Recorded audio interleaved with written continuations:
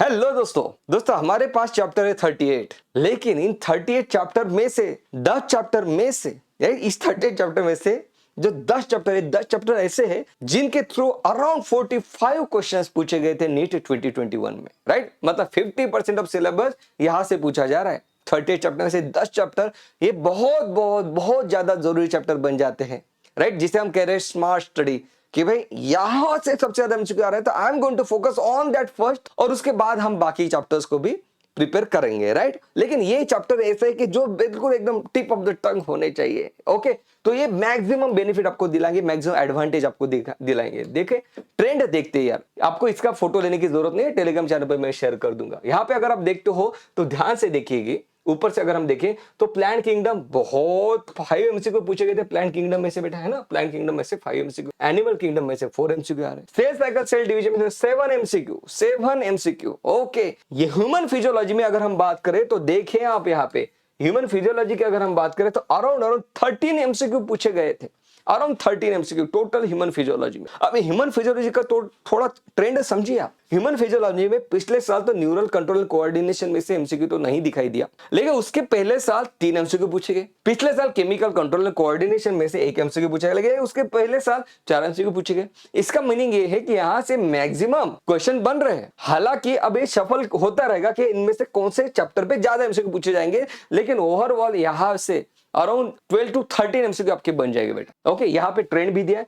ये जो ब्रैकेट में दिया है इसका मीनिंग ये है कि पिछले साल तो नहीं पूछेगा, लेकिन उसके पिछले साल 3 एमसीक्यू पूछेंगे। इस तरीके से यहाँ पे एक्सप्लेन किया गया। ये चैप्टर बेटा इजी भी है, मुझे पता है कि आपके फेवरेट चैप्टर है। इसके ऊपर स्ट्रॉन्ग होल्ड बना लीजिए, इसके ऊपर स्ट्रॉन्ग होल्ड हमें चाहिए तो एक बहुत अच्छा स्कोर अपना आएगा। आगे बढ़ते हैं। हाँ, यहाँ पे देखो मॉलिक्यूलर बेसिस ऑफ इनहिबिटर्स में से 10 MCQ, molecular basis of inhibitors में 10 एमसीक्यू। ओके, और इन 10 में से भी लगभग 7 एमसीक्यू बेटा, लगभग 7 एमसीक्यू पूछे गए थे ट्रांसक्रिप्शन से।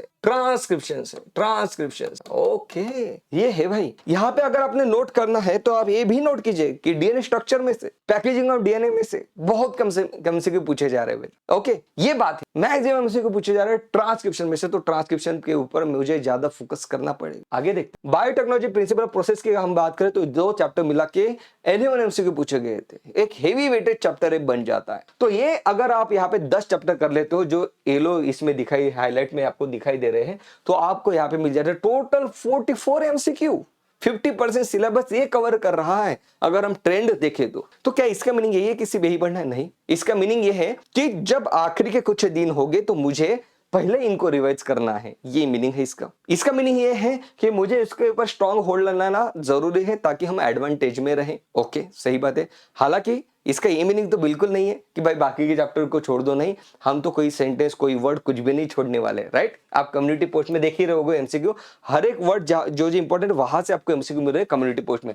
ओके, तो ये बात है बेटा। इसके साथ अब यहाँ पे हम थोड़ा मैं ऐड करना चाहूंगा कि ये जो मॉलिक्यूलर बेसिस हो गया है, बायोटेक्नोलॉजी 2 चैप्टर जो हो गए ना बेटा, ये थोड़े कंसेप्चुअल चैप्टर्स है। इसके लिए आपके कंसेप्ट क्लियर होना जरूरी है, इसे पढ़ के नहीं आती चीजें। तो अगर आपको लग रहा है कि इसमें कोई दिक्कत जा रही है तो C3 सीरीज का आप लेक्चर देख सकते हो, 2-2 घंटे बहुत बेहतरीन विजुअल के साथ। यहाँ पे एंटीबायोटिक रेजिस्टेंस, इंसर्शन इनएक्टिविटी, ये सब चीजें बहुत अच्छे से समझाई गई है आपके लिए, राइट। जैसे लैक ओपेरॉन हो गया, वो सब चीजें मॉलिक्यूलर बेसिस ऑफ इनहिबिटर्स में। तो ये बहुत ज्यादा जरूरी है क्योंकि कंसेप्ट बेस्ड है बेटा, है ना। यहाँ पे कंसेप्ट लगता है आपको, नहीं तो एग्जामिनर यहाँ पे पकड़ लेगा अपने को। ओके, तो ये बहुत 1, 2, 3 एक 3 चैप्टर बहुत ज्यादा जरूरी है, इंपॉर्टेंट। इसके साथ मैं एक और ऐड करना चाहूंगा। तो क्या है कि ये तो हमने देख लिया कि ये इंपॉर्टेंट चैप्टर से। यहाँ पे देखो ये जो इकोलॉजी का सेक्शन है बेटा, अब इकोलॉजी सेक्शन के बारे में खास बात ये है कि ये chapter easy to understand. Okay, इसको समझने के लिए ज्यादा मतलब ये नहीं जाना पड़ता, ज्यादा कॉम्प्लिकेटेड टॉपिक इसमें नहीं है, इजी टू अंडरस्टैंड है। तो इसको प्रिपेयर करने में मेहनत कम लगती है, तो क्यों ना इसके ऊपर हम ध्यान दें।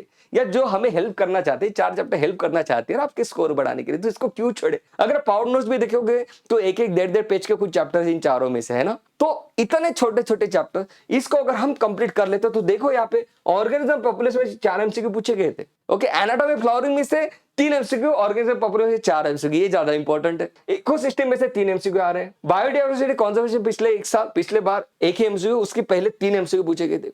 मतलब 4, 3, 7, 1, 8, 1, 9, लगभग 10 एमसीक्यू इससे भी बन रहे हैं। तो ये भी हम प्रिपेयर कर लेंगे, राइट। तो यहाँ पे देखो, जो यहाँ पे इंपॉर्टेंट चैप्टर, जो 10 चैप्टर एडवाइस किए मैंने, मैं कहूंगा कि उसके ऊपर बहुत स्ट्रांग होल्ड बना लो। सेल्स साइकिल में आपको दिक्कत जा रही है तो C3 सीरीज बहुत डिटेल में समझाया है, उसमें ट्रिक भी बताएगी किस तरीके से आप इसको भाई लर्न कर सकते हो। अगर आपको नहीं भी समझ में आ रहा तो किस तरीके से इसको याद कर लोगे, क्योंकि कंफ्यूजन नहीं होगा आपको, है ना। सेल्स साइकिल में कई सारे इवेंट होते हैं, ट्रिक अगर रहेगी तो कंफ्यूजन नहीं होगा। इसको प्रिपेयर करो, पावर नोट्स को बार बार रिवाइज करो, ये जो छोटे छोटे चैप्टर है इनको बिल्कुल मत छोड़ो, राइट। सो इस तरीके से हम करेंगे स्मार्ट स्टडी।